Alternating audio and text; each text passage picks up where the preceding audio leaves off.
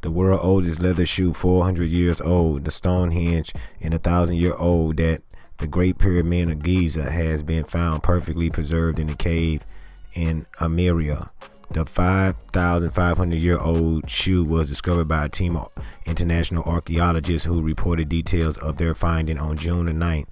The shoe is made of a single piece of cowhide leather with intricate laces and was shaped to fit the wearing right foot. It is 24.5 centimeters long, a relatively size 37 by contemporary European standard, or U.S. woman size 7, and dated back to around 3,500 BC, an era known as a Catholic period or Copper Age, when humans are believed to have invented the wheel, domesticated horses, and produced other innovations. The shoe was found in a cave in Armenia Mountains in 2008 by Diana Zarharian. Great find. A doctoral student at the Institute of Archaeologists is in Organography of Science. The shoe was stuffed with grass and had been perfectly preserved underneath underlayer of sheep dung. Wow. So I can pronounce those names, but I'm gonna get those names right, and I'm gonna put it right here, but you'll be able to read it right here. Yeah, this is the first shoe, y'all, right here.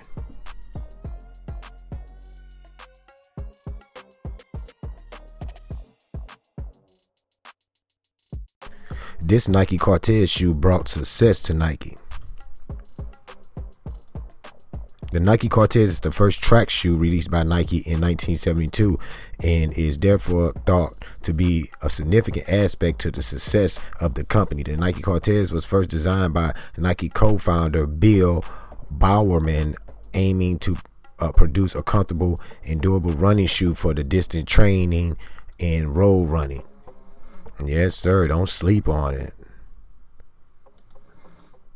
Here's some interesting facts. The company takes the name from Nike, the Greek goddess of victory. In 1971, the co-founder Bill Bowerman used his wife waffle iron to create a new sole for the footwear that would grip but be lightweight. The shoe was named Moon Shoe because of the resemblance of the waffle pattern tread to footprint left by astronauts on the moon.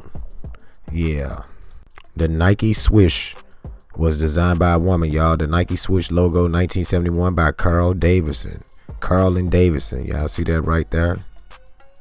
Producer of the Nike Inc., founder by Bill Bowerman and Phil Knight on January 25th, 1964, as Blue Ribbon Sports changed to Nike Inc. in 1971. Production started in 1972 USA. The Nike shoe was originally Blue Ribbon, founded by Phil Knight and Bill Bowerman, an Olympic running coach in Oregon. Yes, sir. You see that shoe right there? That's the first shoe. Experimenting by pouring rubber into his wife's waffle iron, Bowerman created the first waffle sole. Moon Shoe is released with the first swoosh logo. Pairs are handed out to the athletes competing in the U.S. Olympic trials. This is the first version, y'all, of the waffle racer nicknamed Moon Shoe. The Nike Cortez was released during the Mexico Olympics. The combination of Nike track shoes developed up to the time, and the first of the featured a foam cushioning. The Cortez has been released in a huge number of colorways over the years, including a pair that was famously made for Forrest Gump in that movie. Yes, sir, Bubba Shrimp. Nike launches Blazer basketball shoe. The shoe was worn by NBA player George Gervin, known as the Iceman due to his talent for scoring ice cold dunks. The shoe put Nike brand into the consciousness of basketball fans for the first time. 1982. The Air Force One is released and is the first basketball shoe to use iron the sole. Since the first being reissued in 1986, there have been thousands of versions of the Air Force One in high and low tops in wide range of colorful in material. I know everybody waiting. Drum roll, please.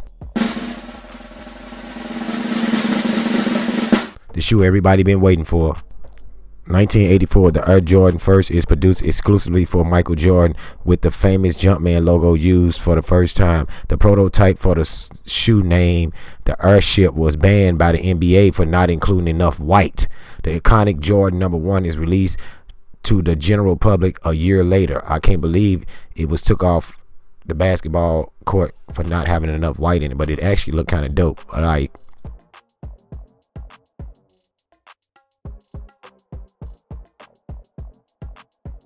In 1985, the Nike released its Dunk basketball shoe. The model has been released in a huge range of colorways in the material over the years in low, mid, and high top versions, including a number of limited editions that's sought after to this day.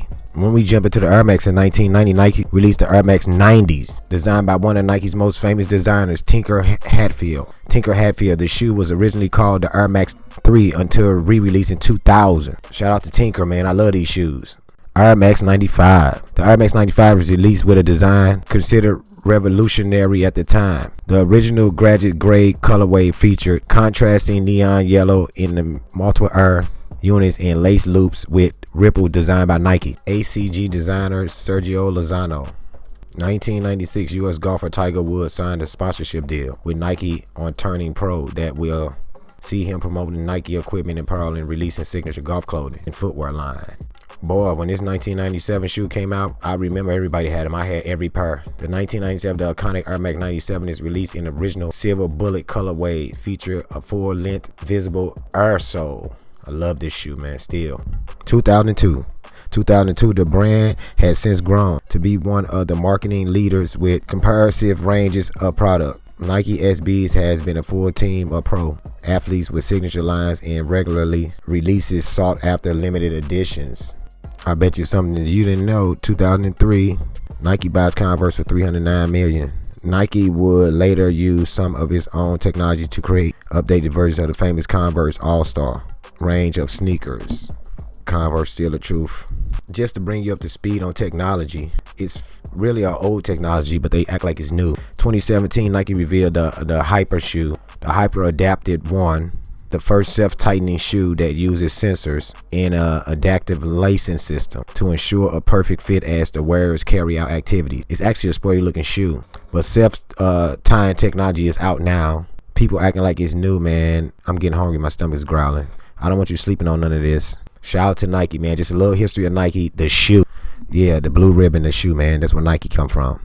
Hope you enjoyed this. Make sure you like, subscribe, comment. Let me know if you like this type of content. Let's talk the most expensive Nike. The most expensive sneakers have transited sports, and they are now luxury items in major fashion catwalks as well as company pieces in the art world. For example, sought by the auction house that regularly sells multi-million-dollar art masterpieces held its first auction dedicated to the entire sneakers in 2019. And these sneakers right here was Kanye West sneakers right here, dude. And these suckers sold for $1.8 million. I know you thought it would be Jordan at $1.4 million.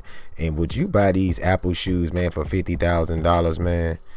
They was only gave out to employees. I seen a couple of them online for $1,000, but I don't know if they're official. I don't even know these official, but these are the ones that was on Apple Inc. for $50,000. Would you buy these? Man, make sure y'all like, comment, and subscribe again. Peace.